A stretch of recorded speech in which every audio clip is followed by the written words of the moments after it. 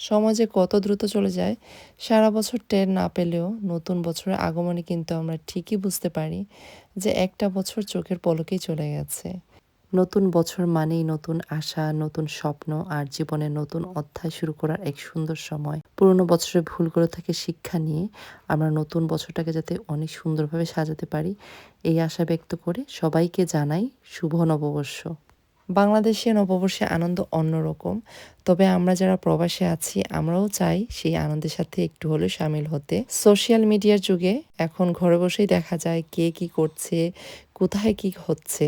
পহেলা বৈশাখের ১ সপ্তাহ আগে হুট করেই প্ল্যান হলো যে আমরা বৈশাখ উপলক্ষে একটা পার্টি করি। হাতে একদম কম সময় ছিল কিন্তু সবাই মিলে করার কারণে সবকিছুই অনেক সুন্দরভাবে হয়েছে, যেটা আপনারা ব্লগের মাধ্যমে দেখতে পারবেন। তো আজকে বৈশাখী পার্টিটা আমরা জারা আপুর বাসায় করছি। তো জারা আপুর গার্ডেনে করার জন্যই আমরা জারা আপুর বাসাটা চুজ করেছি, কারণ জারা আপুর গার্ডেন সাইজে বড় প্লাস নাইস অ্যান্ড অর্গানাইজড। তো আমরা চেয়েছিলাম গার্ডেনে এই বৈশাখী পার্টিটা করব। আমরা সুন্দর করে সবাই শাড়ি পরেছি। আমি যদিও শাড়ি পরাতে এত ভালো না, কিন্তু আজকে মনে হলো যদি শাড়ি না পরি তাইলে কিন্তু আমাকে কেউ মেনে নিবে না।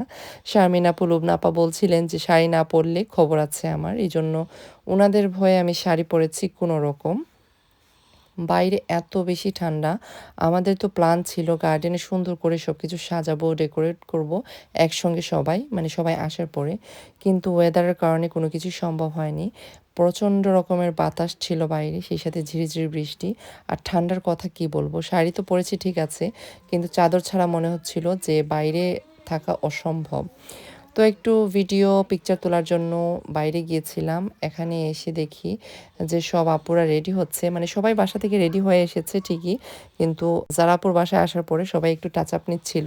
আসলে মনে হচ্ছিল যে বিয়ে বাড়ি, মানে সবাই একসঙ্গে রেডি হওয়া, আনন্দ করা, গল্প করা।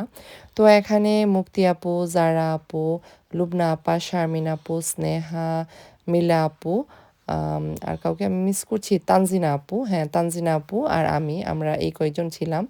আরও কয়েকজন ফ্রেন্ড আসার কথা ছিল আমাদের, কিন্তু ওনাদের পার্সোনাল কিছু ব্যস্ততার কারণে ওনারা আসতে পারেননি। তবে সবাই থাকলে অনেক বেশি ভালো লাগতো, সবাই আসলে অনেক বেশি আনন্দ করতে পারতাম, আনন্দ হয়তো আরও দ্বিগুণ হতো। যাই হোক, ওয়েদারের কারণে বাইরে তেমন একটা বের হওয়া হচ্ছিল না। তো প্রোগ্রাম স্টার্ট হওয়ার কথা দুপুরে। তো আমরা সবাই প্ল্যান ছিল ২টার মধ্যে জারাপুর বাসায় চলে আসব, কিন্তু আসতে আসতে সবার ২টা, ২:৩০, ৩টা, ৩:৩০ এরকম বেজে গেছে। তো আমাদের প্ল্যান ছিল গার্ডেনে সবকিছু সুন্দর করে সাজাতে, কিন্তু ওয়েদারের কারণে সেটা সম্ভব হচ্ছিল না। বাইরে প্রচণ্ড রকমের বাতাস ছিল, সেই সাথে ঠান্ডা আর ঝিরিঝিরি বৃষ্টি। তো চিন্তা করলাম এত যখন কষ্ট করেছি, শাড়ি-টাড়ি পরেছি, একটু হালকা ছবি ভিডিও যদি না করি দেখতে কেমন লাগে।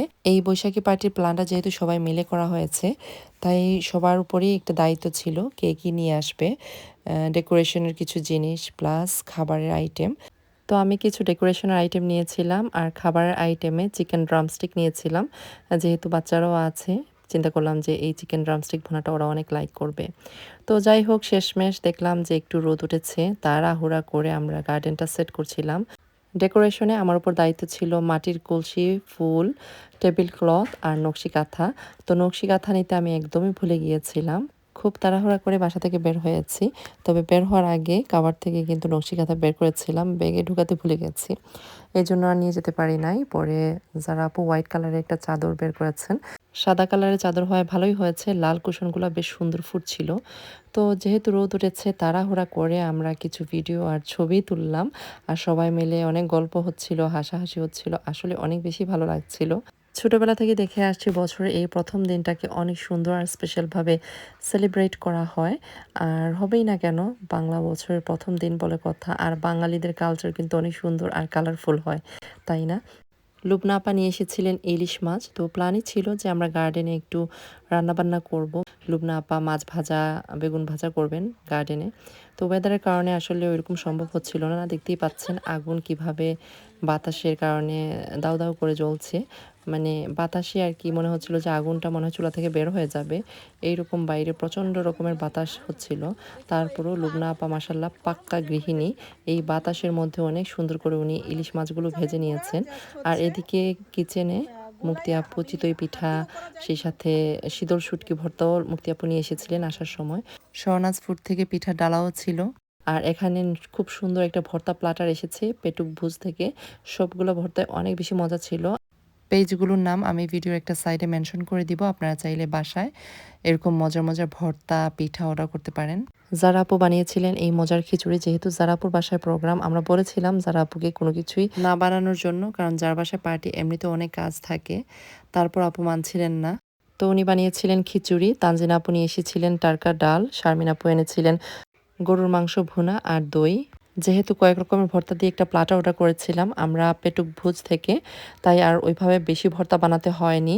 টমেটো ভর্তা, শুটকি ভর্তা, বেগুন ভর্তা, ডিম ভর্তা, ধনিয়া পাতা ভর্তা, বিনস ভর্তা, তারপর আলু ভর্তা, আরও কয়েক রকমের ভর্তাই ছিল, কিন্তু সবগুলো আইটেমের কথা আসলে এই মুহূর্তে আমার মনে পড়ছে না। স্নেহা মনে হয় মিষ্টি নিয়ে এসেছিল। লুবনা আপা নিয়ে এসেছিলেন তাজা ইলিশ মাছ, যেটা জারাপুর বাসায় এসে ফ্রাই করেছেন। আর চিতই পিঠা, শুটকি ভর্তা এগুলো মুক্তি আপু করেছিল। মুড়ির মোয়া, কাঁচা আম, আমার জন্য রেড কালারের স্কার্ফ, রেড চুড়ি এগুলো এনেছিল মিলা আপু। আর আমি এনেছিলাম চিকেন ড্রামস্টিক ভুনা। আরও কিছু খাবার আপুরা এনেছিল। আসলে সবগুলো খাবারের আইটেম এই মুহূর্তে আমার মনে পড়ছে না, যেহেতু অনেকগুলো আইটেম ছিল। আর আমাদের খাবারের আইটেমগুলো বাইরে পরিবেশন করার কথা ছিল, কিন্তু ওয়েদারের কারণে আমরা সেটা পারিনি। তো শেষ মুহূর্তে আমরা বাসায় ঘরের ভিতরেই এরকম সার্ভ করেছি। তারপরও কিন্তু টেবিলটা দেখতে এত সুন্দর আর কালারফুল লাগছিল। আমার মনে হয় আমরা যারা বাঙালিরা আছি, বিশেষ করে মেয়েরা, আমরা সবাই কম বেশি ভর্তা পছন্দ করি। ভর্তা হলে আর কিছুই লাগে না। তো এদিকে মাটির প্লেটে তানজিনা আপু সুন্দর করে ভর্তা আর মাছ দিয়ে ওনার প্লেটটা সাজাচ্ছেন, দেখে খুবই ভালো লাগছে। যেহেতু আমি মাটির প্লেটে খাচ্ছি না, সিরামিকের প্লেটে খাবো, এজন্য চিন্তা করলাম আপুর প্লেটটা একটু রেকর্ড করি। এদিকে আমার প্লেটটাও ভর্তা দিয়ে মাছ দিয়ে সুন্দর করে সাজিয়ে নিয়েছি। আর এদিকে মুক্তি আপু খুবই মজার একটা এক পুডিং নিয়ে এসেছিল, সেই সাথে শারমিন আপুর দই। আর এখানে সবাই মিলে আমরা একটা কেক অর্ডার করেছিলাম। খাওয়া দাওয়া শেষে সবাই মিলে আড্ডা দিলাম, এরপর যার যার বাসায় চলে এসেছি। খুব সুন্দর দিন কাটালাম। সবাই ভালো থাকবেন। আল্লাহ হাফিজ।